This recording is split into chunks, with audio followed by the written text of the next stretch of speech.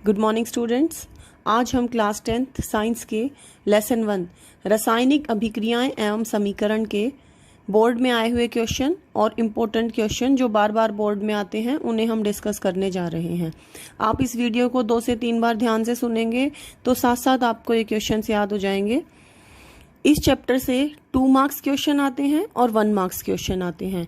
4 और 6 मार्क्स का कोई क्वेश्चन इस चैप्टर से नहीं आता है। तो सबसे पहला क्वेश्चन देखते हैं हम। संयोजन अभिक्रिया किसे कहते हैं, उदाहरण दें। जिस अभिक्रिया में 2 या 2 से अधिक अभिकारक मिलकर एकल उत्पाद का निर्माण करते हैं उसे संयोजन अभिक्रिया कहते हैं। मतलब इसमें अभिकारक क्या होते हैं, जो अभिक्रिया करते हैं। जैसे कार्बन और ऑक्सीजन यहाँ पे अभिकारक हैं और ये उत्पाद है। तो 2 या 2 से अधिक अभिकारक मिलकर एक उत्पाद बना रहे हैं तो इसे हम क्या कहेंगे, संयोजन। संयोजन वर्ड का मतलब होता है जुड़ना। मतलब 2 चीजें मिलके जुड़ जाएं तो उसे हम कहेंगे संयोजन अभिक्रिया। नेक्स्ट क्वेश्चन आता है, वियोजन अभिक्रिया किसे कहते हैं, उदाहरण दे।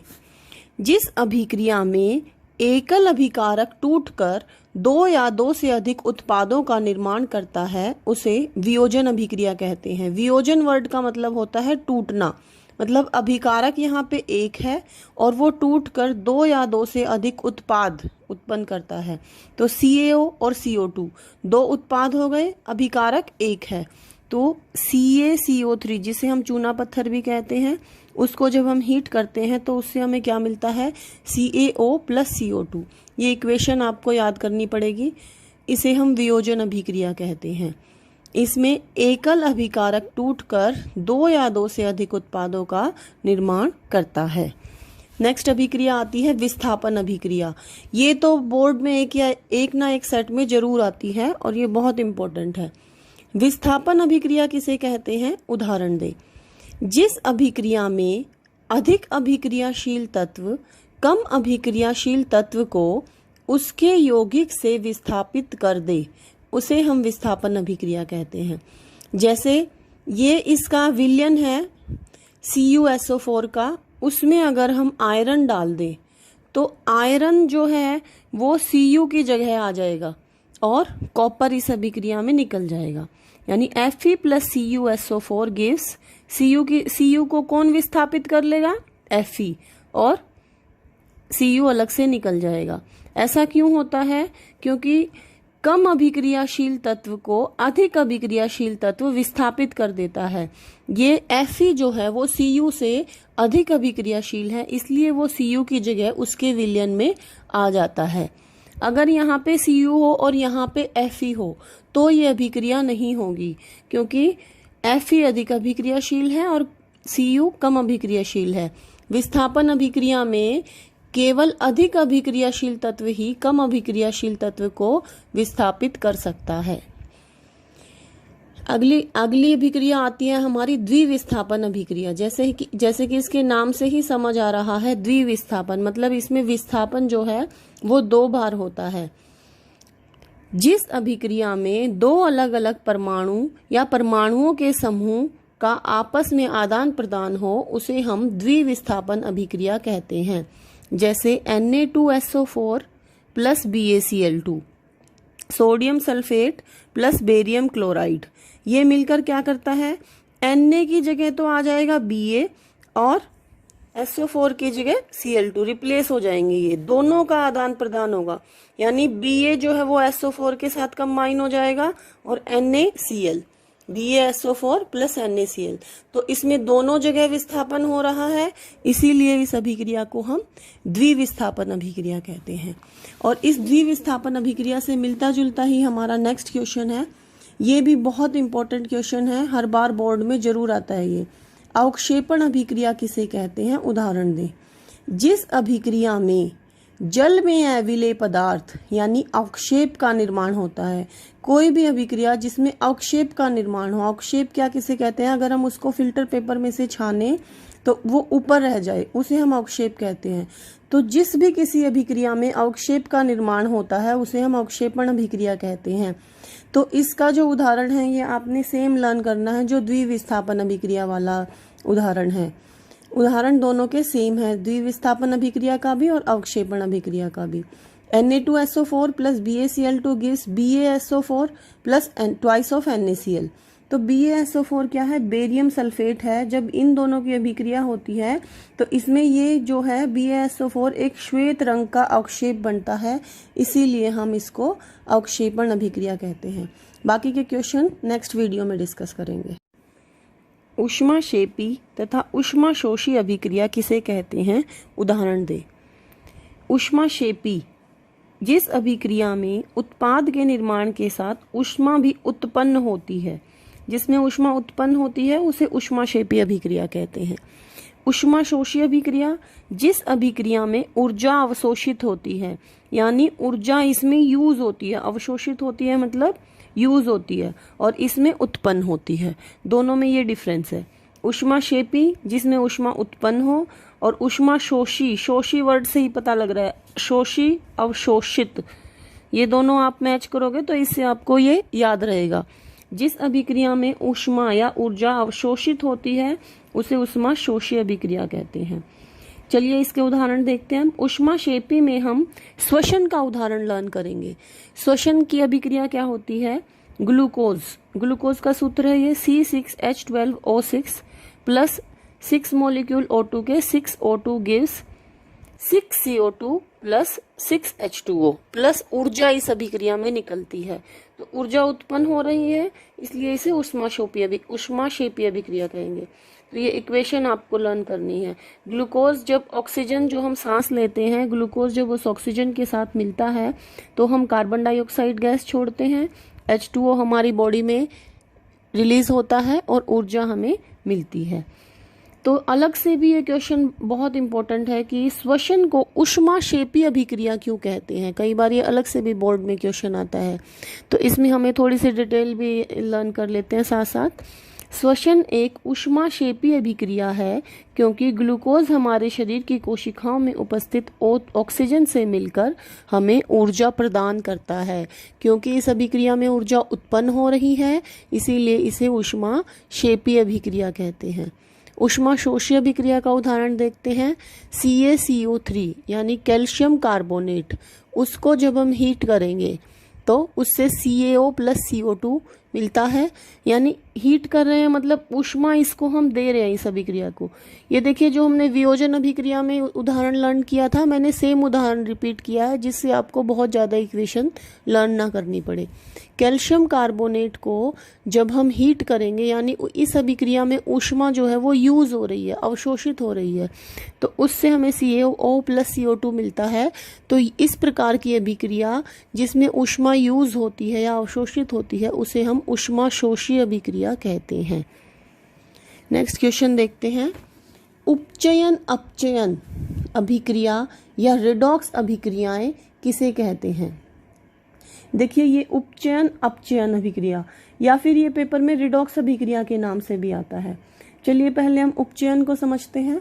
जिस अभिक्रिया में ऑक्सीजन की वृद्धि होती है उसे हम उपचयन, उप मतलब ऑक्सीजन की वृद्धि होना। जैसे उदाहरण देखते हैं, CuO plus H2 gives CuO plus H2O, sorry यहाँ पे Cu आएगा, Cu प्लस H2O। तो इसमें क्या हुआ, हाइड्रोजन से क्या बन गया, हमारा H2O बन गया, यानी ऑक्सीजन की वृद्धि हुई। यहाँ पे ऑक्सीजन कम हुआ है, CuO से Cu बना है, और यहाँ पे H2 से H2O बना है, यानी ऑक्सीजन की वृद्धि हुई है। तो अगर हम इसको देखें, H2 से H2O बनना यानी ऑक्सीजन की वृद्धि होना, तो इसे हम उपचयन अभिक्रिया कहेंगे। जबकि इसी अभिक्रिया में उपचयन अपचयन, अपचयन किसे कहेंगे, जिस अभिक्रिया में ऑक्सीजन का ह्रास होता है यानी ऑक्सीजन में कमी आती है उसे हम अपचयन अभिक्रिया कहते हैं। जैसे CuO plus H2 gives Cu plus H2O, ये सेम इक्वेशन है, लेकिन यहाँ पे CuO में क्या हो रहा है, CuO से क्या बन रहा है, Cu, यानी ऑक्सीजन का ह्रास हो रहा है, तो इसीलिए इसे हम अपचयन अभिक्रिया कहते हैं। तो अपचयन अभिक्रिया के उदाहरण में आपने सेम अभिक्रिया, लेकिन दिखाने का तरीका अलग है। यहाँ पे हमने यहाँ ऑक्सीजन के ह्रास को दिखाया है, यहाँ पे हमने ऑक्सीजन की वृद्धि को दिखाया है। अब रिडॉक्स अभिक्रिया किसे कहते हैं? ये जो हमने उदाहरण लिया है, इस अभिक्रिया में उपचयन भी हो रहा है, H2 का उपचयन हो रहा है और CuO का अपचयन हो रहा है। तो जब किसी अभिक्रिया में एक अभिकारक उपचयित तथा दूसरा अभिकारक अपचयित होता है तो उसे रिडॉक्स अभिक्रिया या अपचयन उपचयन अपचयन अभिक्रिया कहते हैं। जैसे ये हमने जो उदाहरण लिया, अब इसको इस तरीके से लिखेंगे, CuO plus H2O gives Cu plus H2O। इसमें Cu का क्या हो रहा है? अपचयन, और H2 का क्या हो रहा है?